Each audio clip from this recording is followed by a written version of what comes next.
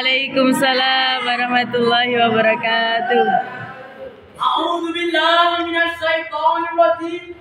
Bismillahirrahmanirrahim. Asyhadu an la ilaha illallah wa asyhadu anna Muhammadan abduhu wa rasuluh. La nabiyya ba'da, amma ba'du.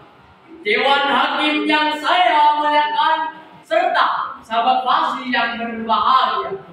Puji syukur kehadirat Allah Subhanahu wa taala yang telah memberikan kita begitu banyak nikmat, terutama nikmat iman dan nikmat Islam. Salawat berbingkaikan salam tetap tercurahkan kepada Sang Putra Gunung Pasir yang pada Senin subuh ia lahir, yang kelahirannya mengakibatkan berhala-berhala di sekitar Ka'bah jatuh tersingkir. Beliau adalah Nabi besar tercinta, Nabi Muhammad sallallahu alaihi wasallam. Allahumma shalli alaihi. Yang telah membawa kita dari zaman gagal menuju zaman aspal, dari zaman peta menuju zaman Toyota, dari zaman kegelapan menuju zaman yang terang benderang dengan cahaya pemilang Adilul Islam. Sahabat fasih yang berbahagia, pada kesempatan yang penuh barokah ini, saya akan menyampaikan ceramah singkat yang berjudul Generasi Qurani Menyongsong Indonesia Bangkit. Maraknya informasi menjadi tren pemuda masa kini. Sikap Islami yang menipis terkikis oleh budaya sosial media yang mengajarkan tentang romantis. Betul? Betul. Remaja pada zaman sekarang ini memang patut kita kasih 4 jempol, sekalipun dengan jempol kaki. Padahal generasi muda adalah generasi penerus bangsa, generasi harapan umat, yaitu generasi yang cerdas dan peduli terhadap permasalahan bangsanya.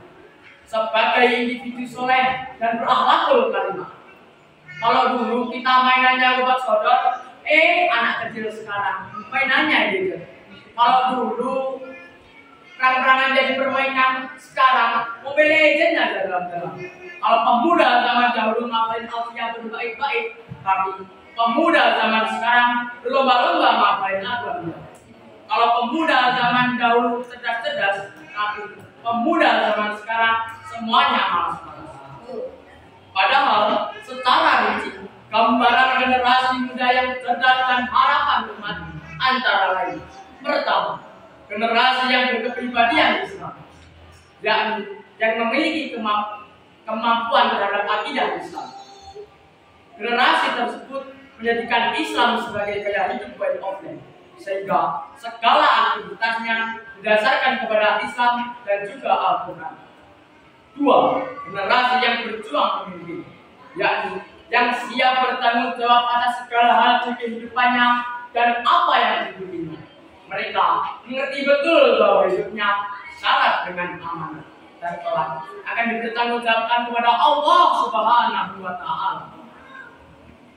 Sahabat fasih yang berbahagia, Nabi Muhammad sallallahu alaihi wasallam bersabda yang artinya, orang yang dari tenggorokannya belum pernah mengeluarkan ayat Al-Quran sepotong pun, maka hal itu ibaratkan rumah kosong tanpa penerangan.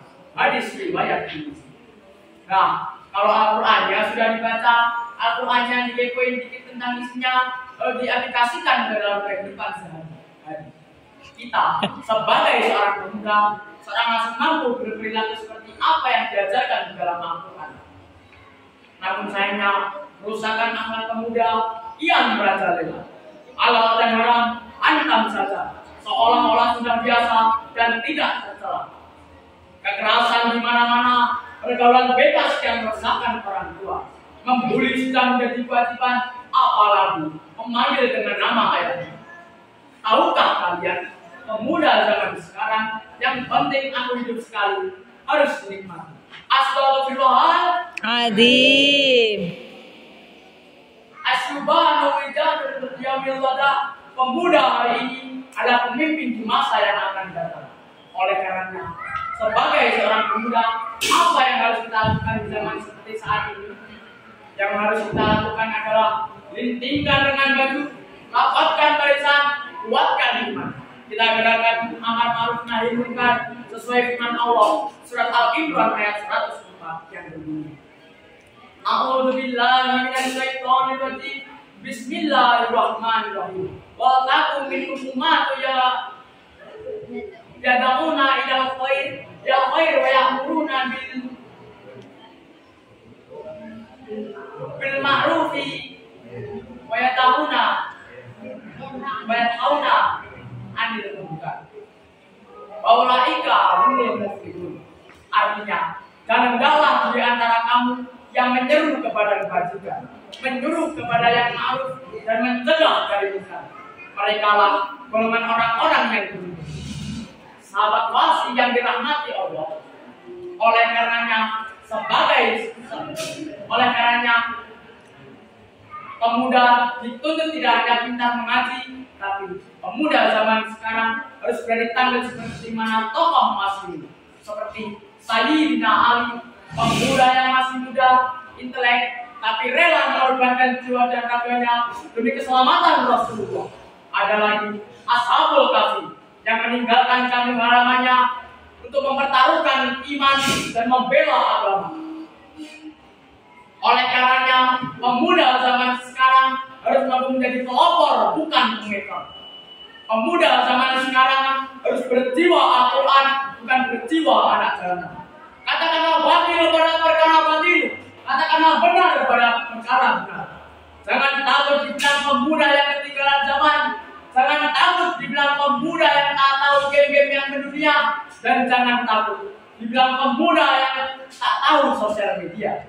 Tapi takutlah jika seorang pemuda tidak bisa mengaji dan tidak berakhlak Al-Quran. Demikianlah sebagai seorang pemuda kita harus mampu berperilaku seperti apa yang diajarkan di dalam Al-Quran. Dengan cara tidak hanya bisa membaca Al-Quran, tapi menjadikannya sebagai pedoman hidup. Demikianlah yang dapat saya sampaikan. Saya tak merdu melanggengkan ayat, saya tak pandai merangkai kata menjadi kalimat, dan saya tidak mahir berceramah seperti Ustaz. Namun insya Allah apa yang dapat saya sampaikan bisa bermanfaat. Saya punya sebab. Dari mana datangnya ular kalau bukan dari berikan?